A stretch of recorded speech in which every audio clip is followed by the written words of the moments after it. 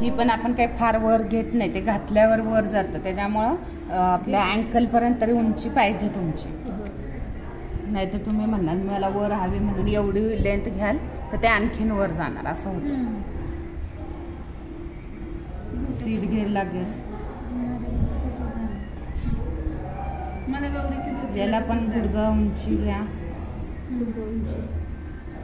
गुडगा घेर घ्या, पोटरी घेर घ्या. पोटरीला काल्फ म्हणतात ना, गुडघ्याच्या खालचा भाग. ते हिंदीत काय म्हणतात मला नाही माहिती. पिंडरी दुखती असं काही म्हणतात. पोटरीचाच भाग म्हणते, मला नाही माहिती. तुम्ही समजा काय समजायचं. आणि अँकल घेर. आता अँकल घेर जो आहे तो चुडीदार सारखा नाही घेत आपण, टाचेपासून गोल करून घ्यायचा, म्हणजे थोडा लूज येणार चुडीदार पेक्षा. प्लाझो सारखंच आहे, काय फार अवघड नाही. पहिला प्लाझो ना, दुसरा वाला तुमच्याकडे वर कापड लावा, ती पण नव्हती फॅशन नाही ना, तेवढं माझ्या ह्याच्यात राहिलं, तेवढ्याच्यात उरकल म्हणलं ते ऊन होते कापड. पांढरा लाव ना, पांढरंच मग मला धोती पांढरी शिवली ना, ते हिला बी शिवलं, दोन झाले, तिला बी झालं मला बी झालं, पण ते धोतीने घोटाळा केला. आणि हे मी सांगते मेजरमेंट, पण कोणाला लूज शिवायचं असेल तर तुम्ही लूज मेजरमेंट टाकलं तरी सुद्धा चालतं बरं का पॅन्टला. मी आता हे लूज टाकूनच केलं, तो पॅन्ट प्लाझो केलाय ना मी, माझा तो दुसरा केलाय. हा नाही, हा साधा प्लाझो आहे तो कळीवाला. हां, तर हे 2 इंच तुमचं इलास्टिक साठी.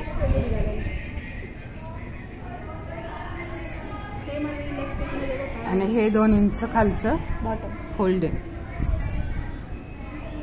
मॅडम किती सोपी पद्धत सांगितली का इलास्टिक लावायची. हो, सोपंच आहे. आता इथून जे मी आसनला सांगितले फॉर्म्युला तोच राहणार आहे. सीटचा 3रा भाग, ते बाकी काही बदलत नाही, आपण तेवढंच राहणार. हे 0 ते 1 पूर्ण उंची ऍड करून घेतो आपण. हे 2 आणि हे 2 ऍड करणार त्याच्यामध्ये, आणि डायरेक्ट पूर्ण उंची. तर हा साधारण मापाला 2 मध्ये बसतो. उंच असतील तर 2.25 लागतो कपडा याला. 2 ते 2.25 म्हणजे 2.25. ठीक आहे. हा सीटचा 4था + 2 तसंच घेणार आपण. आणि हे जे क्रॉचची साईज आहे 4, हां 3 ते 4 जे आहे ना, तर ते तुम्हाला झाले लहान मुलींसाठी 1.5 असणार आहे, लहानांसाठी. पुढे 2, 2.5 आणि 3.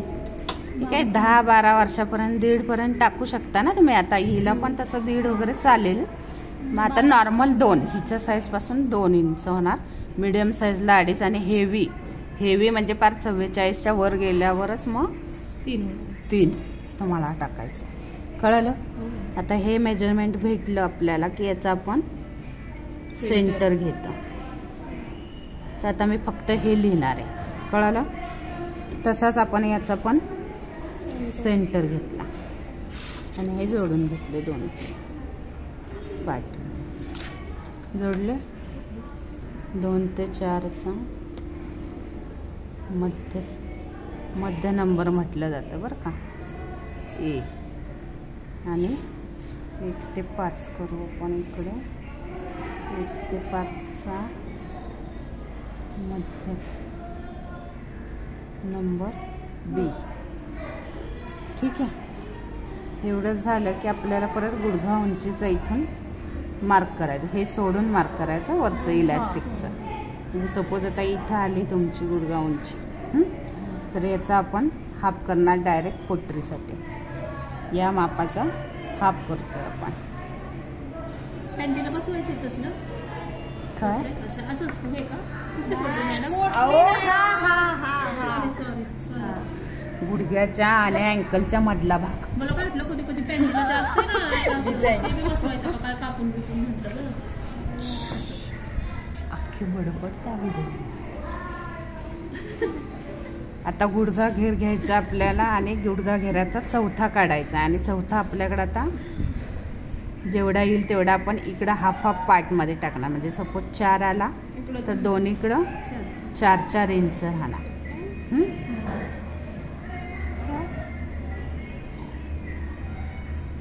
इथं पण पोटरी घेराचा चौथा दोन्हीकडे जो येईल तेवढाच राहणार. कधी कधी 4-4च राहू शकतो आणि जरी 4-4च घेतला तरी सुद्धा चालणार आहे. म्हणजे ते फार टाईट मध्ये नकोय पॅन्ट आपल्याला.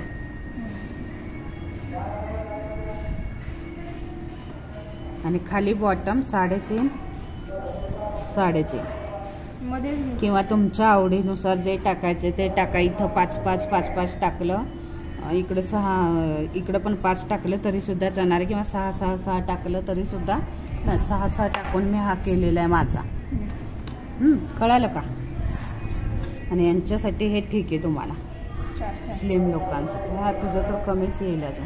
आणि इथं वळण पट्टी लावतो आपण आणि मग सेप देतो. ती सेप पट्टी आहे ना आपल्याकडं, ती लावायची आकार द्यायला. इथं सेप द्यायसाठी 2 ते 2.5 घ्यायचं का? इथून पुढे घ्यायचं का?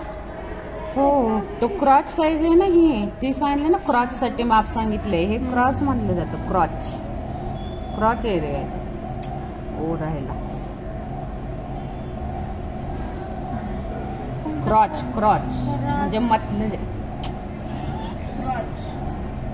हा जो पार्ट आहे ना इथला, याच्या पुढे जो येतो ना तो क्रॉच एरिया म्हटलं. आणि इथे 1.5 इंच वगैरे सोडून हे आपण इथून पण वळण पट्टीच लावणार. आधी डॉटेड सेप करून घ्यायचा आणि मग आकार. याला दोन्हीकडे कुठेही फोल्ड लागत नाही. हा झाला तुमचा फ्रंट.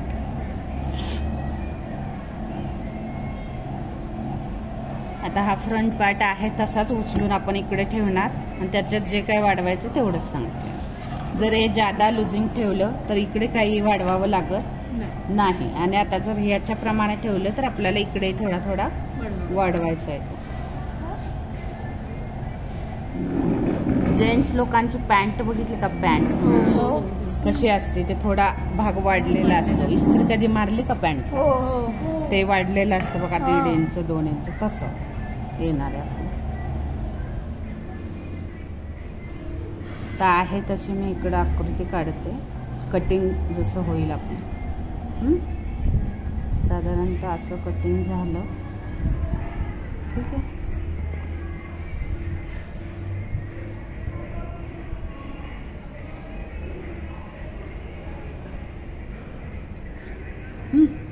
हे झालं की आपल्याला इथं 1.5 इंच एक्स्ट्रा वाढतो. 1.5 ते 2 इंच. लहान मापासाठी 1.5 वाढवा, मोठ्या मापासाठी 2 इंच एक्स्ट्रा. फक्त इथं वर घेतो, इकडे नाही. इथं क्रॉस तसंच आपण इथं पण 1.5 इंच लहान मापासाठी आणि मोठ्या मापासाठी 2 इंच एक्स्ट्रा घेणार आहे. तसंच हा पुढे राहील.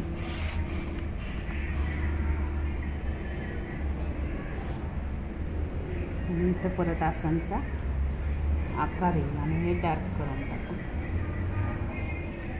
1.5 ते 2 इंच.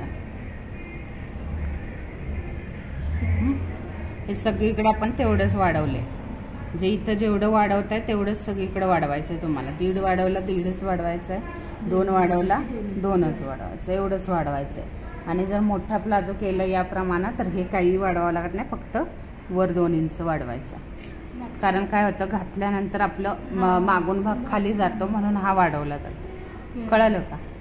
हा झाला बॅक. कोणी कपडा आणला नाही अवघड, ते कटिंग केलं.